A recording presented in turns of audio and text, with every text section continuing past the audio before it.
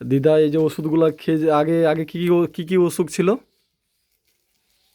আপনার? কি অসুখ ছিল বলে? ছিল কাশের ওষুধ। তা কাশ ছিল না? হ্যাঁ, আর কি ছিল? শরীরে দুর্বল ছিল?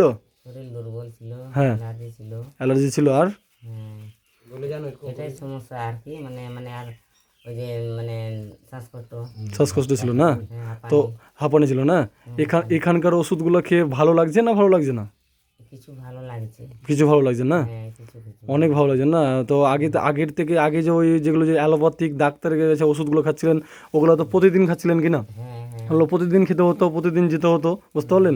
ওখানকার ওষুধ খেয়ে হয়তো ভালো হয়নি না, আর এখানকার ওষুধ হয়ে কিছু না তো কিছু ভালো বুঝতে পারছেন কি না? কিছু ভালো বুঝতে পারি। তো আপনি লোককে কি বলবেন? ওষুধগুলো কাউকে খেতে বলবেন না খেতে বলবেন না? আরে খাতে বলবো, খেতে বলবেন না? যদি আমি ভালো হইলে ওরা তো জিজ্ঞাসা করবে যে কোথায় ভালো হলে, কোথাকার ওষুধ খালি, আমরা জিজ্ঞাসা করি না লোককে? হ্যাঁ, অবশ্যই অবশ্যই। তখন আমরা হ্যাঁ আমি অমুক জায়গার খেলাম, কোম্পানির অমুক, হুম এরকম করে বলবো। হুম হুম হুম তাহলে দিদার বাড়ি কোথায়? পাথরঘাটা মোড়াপাড়া। আর দিদার ডিস্ট্রিক্টের নাম কি?